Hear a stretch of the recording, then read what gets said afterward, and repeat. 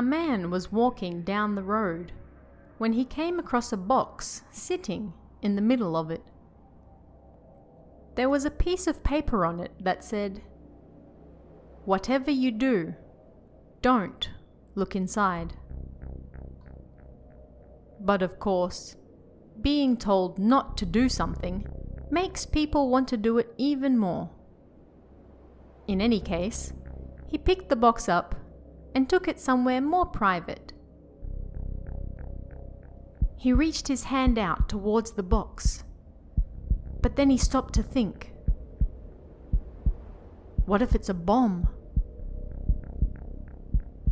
If the box was a trap, it wasn't outside the realm of possibility that there was some type of trick to it. He thought. He wanted to see inside, but just on the off chance. He was scared. Then he had a brilliant idea. He would ask someone else to open it for him. He went and put the box back. At the same time, he heard the sound of someone walking down the road towards the box, whistling.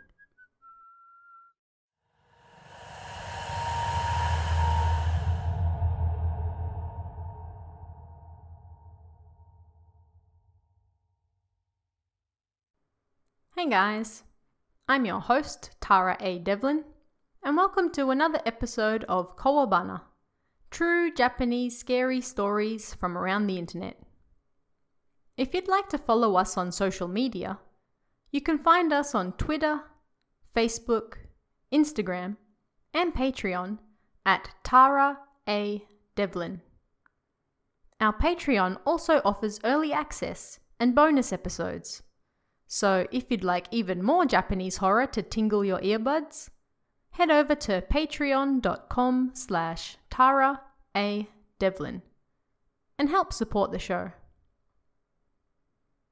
Did you pick up your copy of Kowabana Origins yet? I received a lot of great feedback from the last episode, so thank you to everyone who took the time to comment and let me know what they thought. I really appreciate it.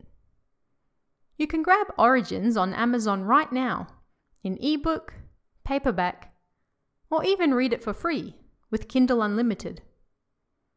And if you head over to kowabana.net this month, we're posting an old classic Japanese creepypasta each and every day to celebrate. That's 31 stories for 31 days. If you want even more, head over to kowabana.net to check it out. Now, you may have been wondering what the box in our opening story has to do with this week's episode. This week, we're going to be looking at several stories featuring mysterious objects. Japan loves a good cursed object, as these next tales go to show.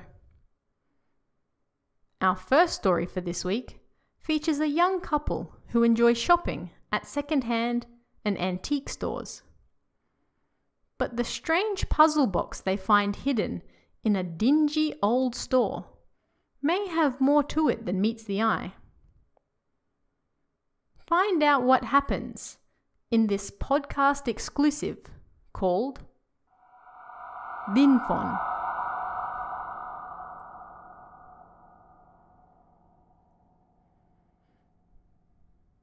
My girlfriend likes antiques, and when we were out driving the other day, we stopped by a few antique and recycling stores.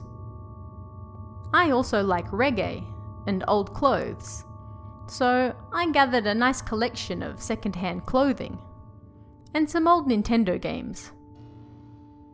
Although we were buying different things, they were all sold within the same shop, so we had fun going from store to store. Both of us were able to find great bargains, and we got back in the car, excited with our finds. Then, I saw another run-down old store. Oh wow! Maybe a small, out-of-the-way store like that is hiding the special gold version of Little Ghost Q Taro. I ran happily into the store, while my girlfriend watched me with cold eyes. It was about as large as a convenience store, but it was kinda boring. It was full of old books, but it didn't look like they had much furniture or old clothes. There was a single game of Ultimate Harikiri Stadium sitting on the shelf, covered in dust like it didn't want to be there. I was about to suggest we leave when my girlfriend let out a gasp. I ran over, and she was standing in front of a basket full of stuffed toys and ornaments. "Did you find something good?" "Look at this!" There was something underneath all the toys, at the bottom of the basket. It was some kind of toy with 20 sides. She reached in to grab it. Thinking about it now, how did my girlfriend see this tiny toy that was hidden beneath a bunch of stuffed toys at the bottom of a basket? But the strangeness had only just begun.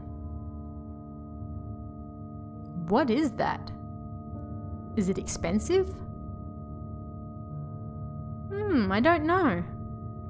I've never seen anything like it before. I think I'll buy it. It was true.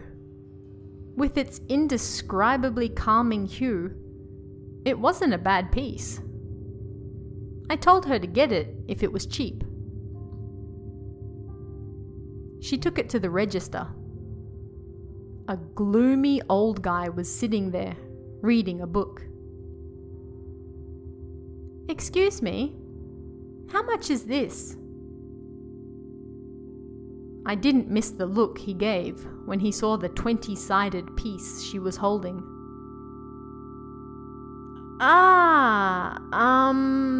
That. Yeah. How much was it? 1 moment, please. He got up and went into the back room. I could hear him arguing with an old woman, probably his wife. Before long, he returned, holding a small, yellowed piece of paper. "So, this toy is a so-called linfon. These instructions explain what it does." He unrolled the yellowed piece of paper. It looked pretty old. There was a picture of the 20-sided toy, and the word linfon written next to it in English. There was a sequence of pictures of a bear changing into a falcon, and then a fish. It was surrounded by words I couldn't understand. The old man explained that it was written in Latin and English. You can move the sides and change it into various shapes, like these animals here. First, why don't you try putting it in your hands, like you're trying to mold a rice ball?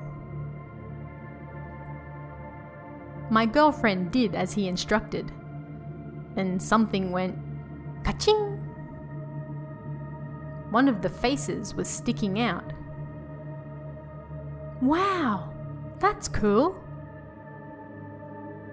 You can try turning the part that sticks out, or pull it out even further. Why don't you give it a try? She did as he said again. This time, another side caved in.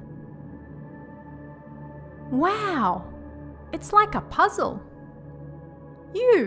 Why don't you try it? It's difficult to explain how the toy was constructed, but have you ever heard of those Transformers toys? A cassette tape can transform into a robot, or a pistol, or a truck. They were popular a while back. This Linfon was like that. It had 20 sides that you could push and turn. Try to imagine it turning into different animals, like a bear, a falcon, or a fish. My girlfriend was instantly fascinated with it, but I thought it was just a toy. And how much does it cost? My girlfriend nervously asked.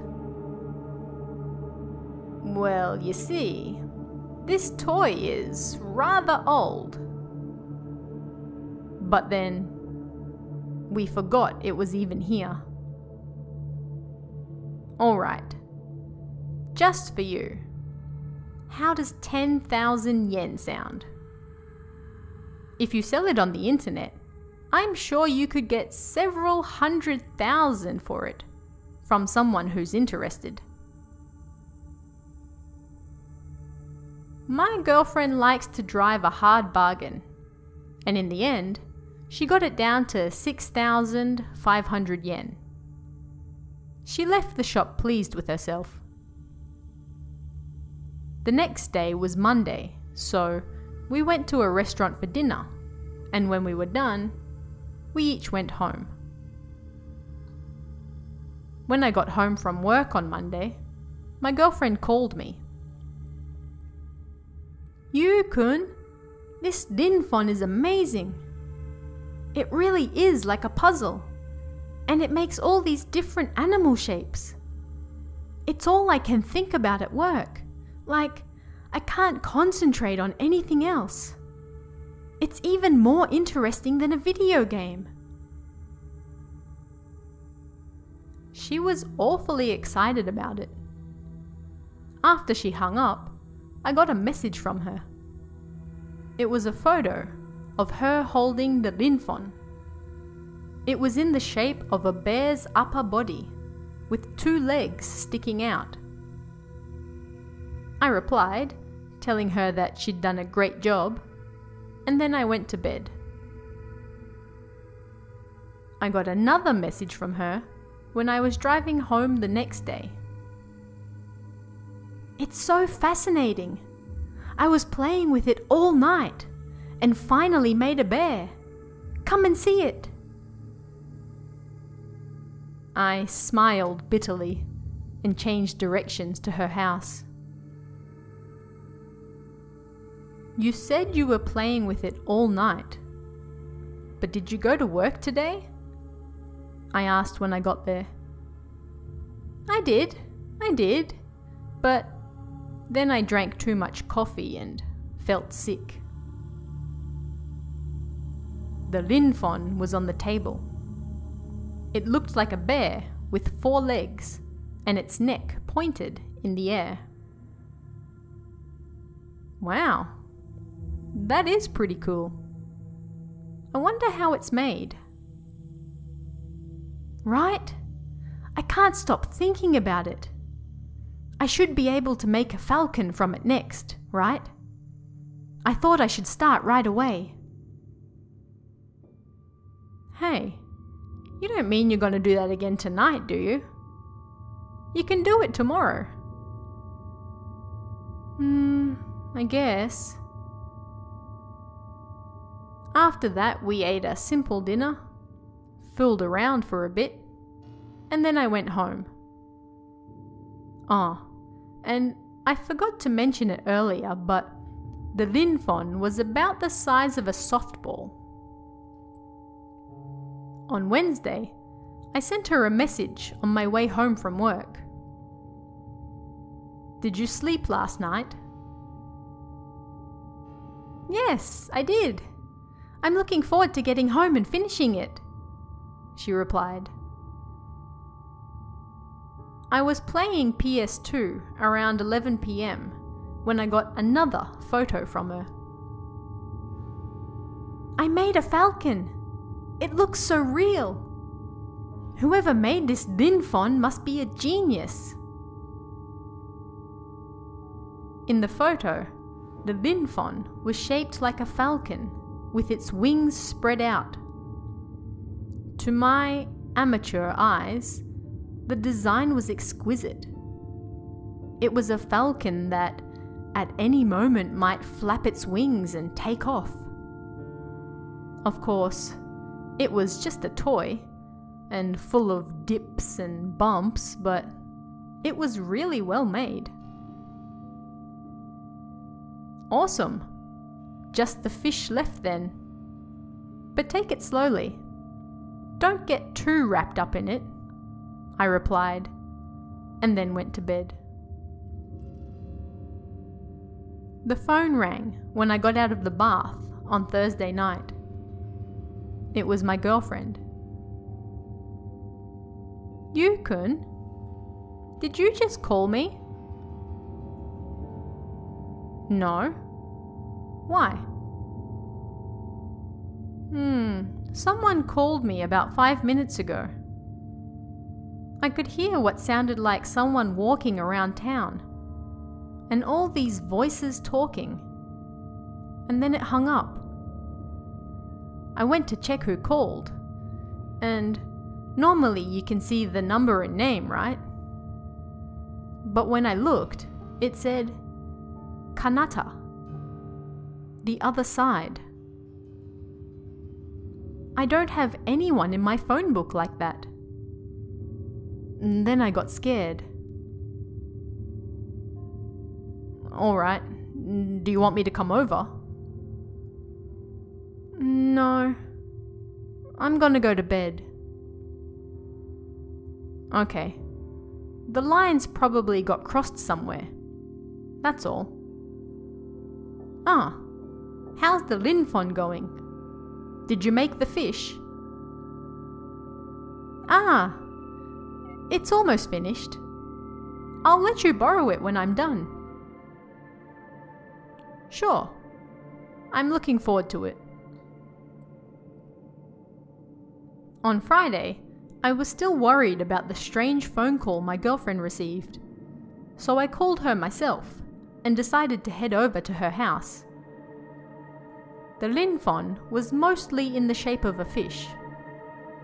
It looked like it just needed the dorsal fin and tail fin to be finished. You got another strange call at lunch? Yeah, I was eating some bread when the phone rang.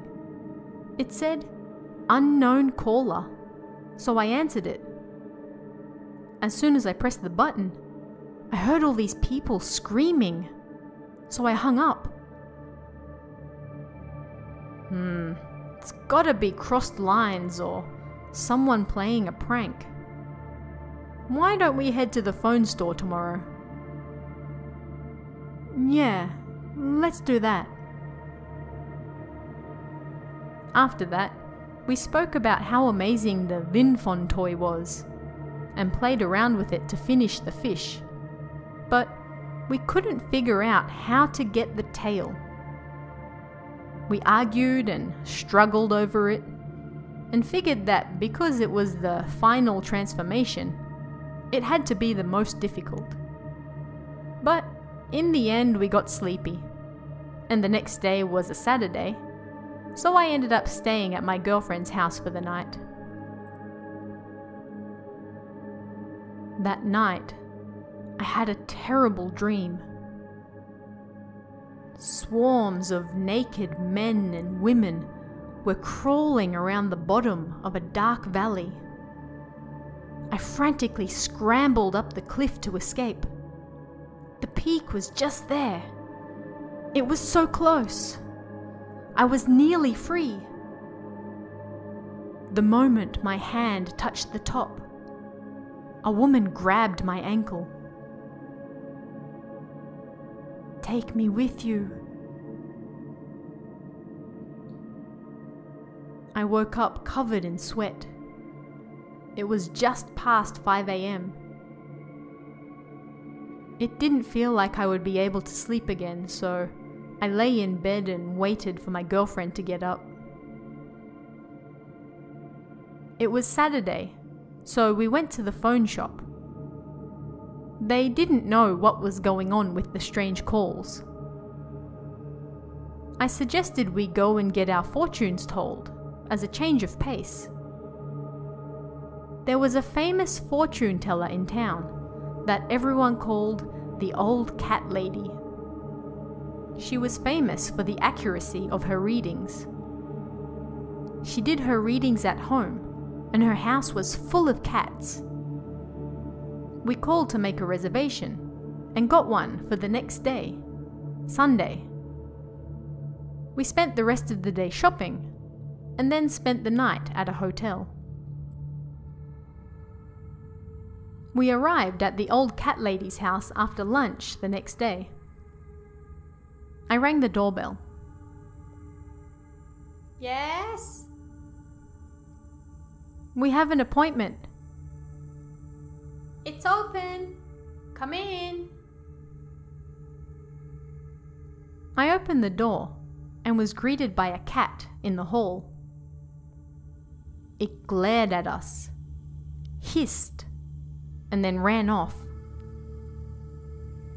We walked down the hall and found the Old Cat Lady in a Western-style room. She was literally surrounded by cats. The moment we stepped into the room, they hissed at us like we were the bad guys, then scattered. I was creeped out. My girlfriend looked troubled. "I'm sorry, but I'd like you to leave now," the Old Cat Lady said. Offended, I asked her why. "I keep a lot of cats. They're very sensitive to things, and they can classify good people and bad people. This is the first time they've ever reacted such a way." A light bulb went off, and I told the old woman about my girlfriend's strange phone calls and the dream I had. "There's something behind your girlfriend. It looks like an animal object. Whatever it is, throw it out immediately," the old woman answered reluctantly.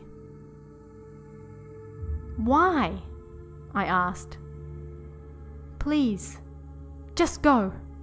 I don't want to say or see any more." My girlfriend's face went pale, but I persisted. "What is it? Is it cursed? Is this common with antique objects?" I asked her over and over until she finally stood up. "It's a miniature version of hell. It's a gateway to hell. Throw it away. Get out." "But your fee." "I don't need it." The old woman's face as she screamed at us was the scariest thing of all. As soon as we got back to my girlfriend's house, we took the linfon and yellowed instruction paper and wrapped it in some newspaper. We wrapped it with tape and threw it in the bin. Before long, the rubbish was taken away, and that was the end of the strange occurrences. When I went to visit my girlfriend's house a few weeks later, she got out a pen and paper. She always liked anagrams and started to explain something to me. "So, that toy was spelt like linfon, right? It might just be a coincidence, but if you rearrange the letters like this, then it also spells inferno, No way. It's gotta be a coincidence.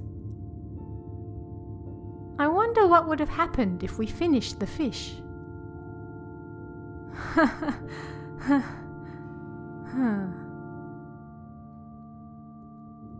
All I could do was laugh dryly. I prayed that no one would pick the toy up from the dump, and that it was the only one ever made.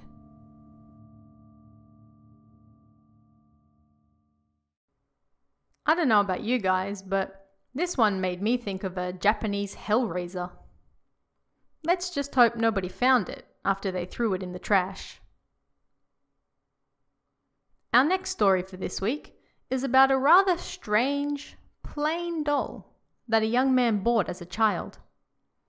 But there's something not quite right with the doll. Something that's starting to affect his dreams. And soon, his health.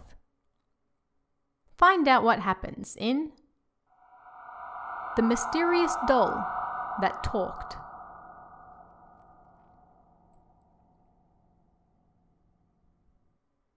It was a doll about the size of the tip of your pinky finger. There was a small stall selling them.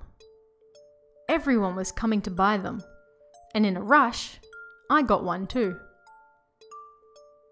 I don't remember what the outside looked like too much. It was kinda plain, like a mud monster you might find in Dragon Quest. But even though it was tiny, there was a certain force or something within it. Like, it had this strange way of moving by itself.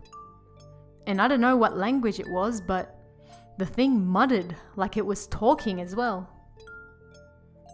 Even stranger than that, there was no switch or springs or anything. It just moved and murmured at irregular intervals. I was fascinated by the doll, however, so I carried it around with me everywhere. It had a small strap attached, so I could. At the time, I was impressed by the technique that went into creating something so small. But it was around that time that I started to increasingly have nightmares. I don't remember what happened in them, but I would wake up covered in sweat.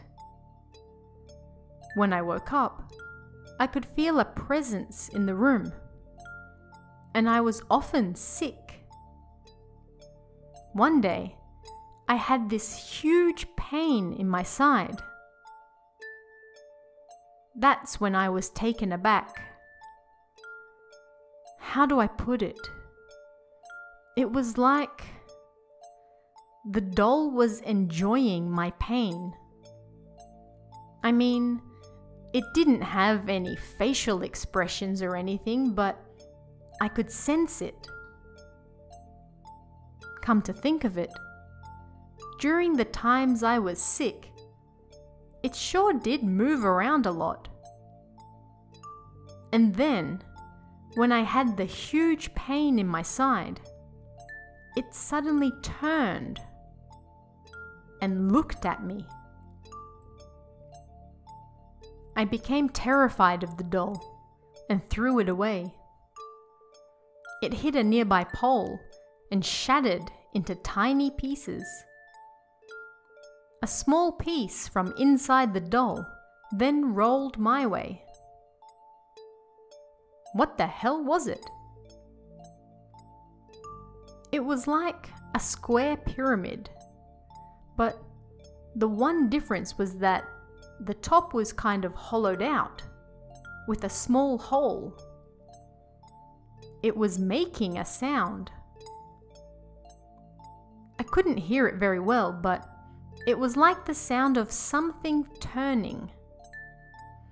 Apparently this was the noise that I heard from the doll when it was muttering. At this point, I didn't want to be around the thing any longer.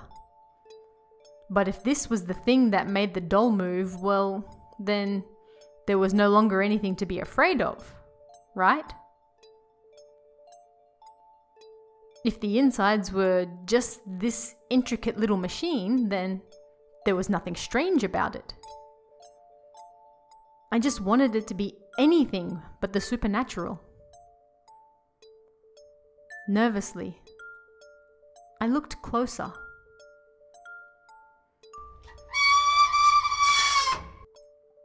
The machine screamed and a screw suddenly burst out of the hole. The thing that sounded like a human scream was the turning of this screw.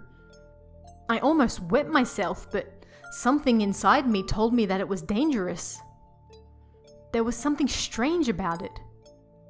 The pyramid was only about 2 centimeters big, but the screw coming out of it was about 4 centimeters long.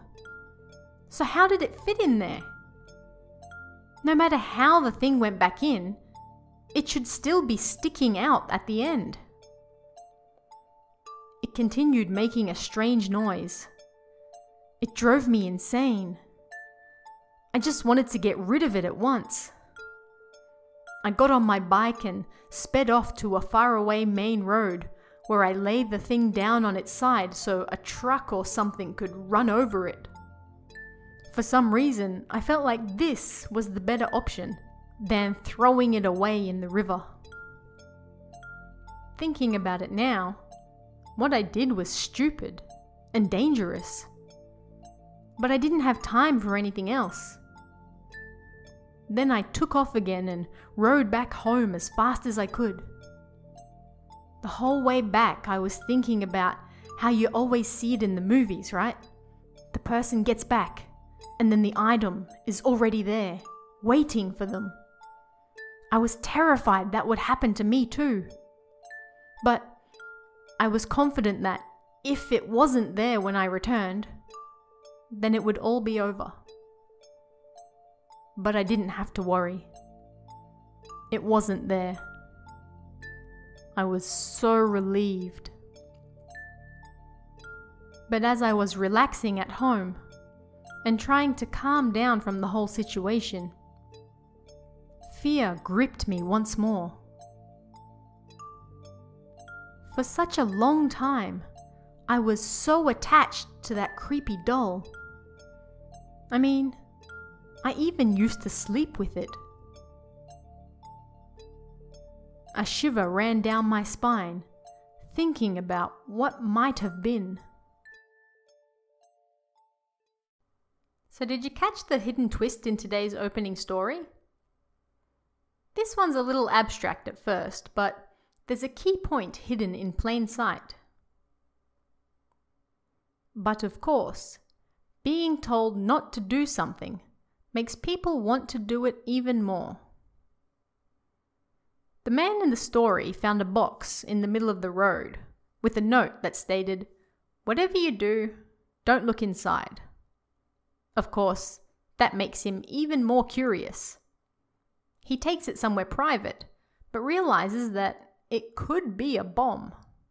He still wants to know what's inside, but he doesn't want to die. So, he puts the box back to wait for someone else to open it. Just then, someone comes walking down the road, and the cycle continues. The next man sees the box, wants to know what's inside, but we can assume he doesn't want to die either, and in his fear, returns the box. Then the next person comes along, and so it continues, an infinite loop, with everyone wanting to know what's inside the box, but no one actually brave enough to risk their life to do it. So, what's really inside the box? A bomb? Or perhaps something even worse? Perhaps there's really nothing at all. And that brings us to the end of this week's episode. If you enjoyed these stories and want even more, don't forget you can pick up Kowabana Origins on Amazon, or head over to kowabana.net for our month of classic creepypastas. That's a brand new story every day. Thanks guys, and I'll see you again next time for even more Kowabana, true Japanese scary stories from around the internet. Want even more scary stories? Head over to kowabana.net for new translations every week. You can also join our Patreon for exclusive stories you won't find anywhere else. Head over to kowabana.net now.